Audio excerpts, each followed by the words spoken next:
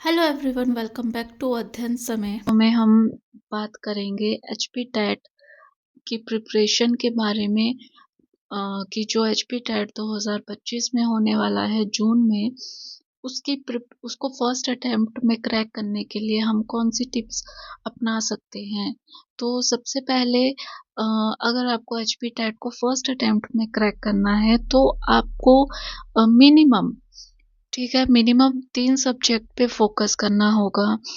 तो वो 3 सब्जेक्ट आप कोई भी ले सकते हो अकॉर्डिंग टू सब्जेक्ट और टेट। जैसे आर्ट्स का है तो आप अपना जीके वाला सेक्शन, साइकोलॉजी सब में कॉमन आता है, मेडिकल में आपका बायोलॉजी सेक्शन आ जाता है, नॉन मेडिकल में आपका पीसीएम आ जाता है।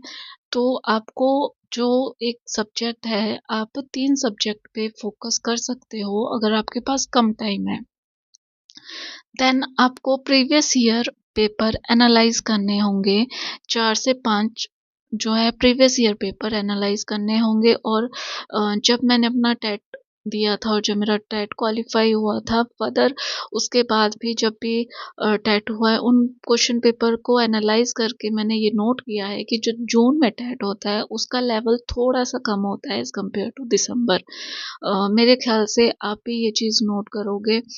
तो जो प्रीवियस ईयर पेपर है, मिनिमम 4 से 5 आपको एनालाइज करने हैं कि कौन से टॉपिक से आपको कितने क्वेश्चन पूछे गए हैं एंड किस तरह के क्वेश्चन पूछे गए हैं, कौन सी थ्योरी से क्वेश्चन पूछे गए हैं। ये आपके लिए बहुत हेल्पफुल होगा।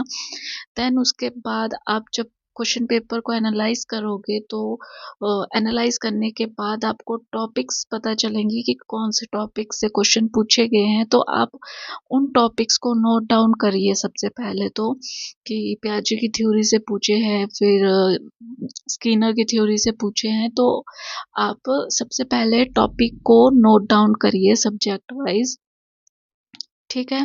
उसके बाद उन टॉपिक को के अकॉर्डिंग आप अपने खुद के नोट्स बनाइए। देन आप बुक्स जो हैं कौन सी प्रेफर कर सकते हो। मेरे ख्याल से अगर आपको जैसे अभी टेट भी जो कि टेट के लिए भी हेल्पफुल होगा और फर्दर कमीशन के लिए भी आपके लिए बहुत ही ज़्यादा हेल्पफुल होगी।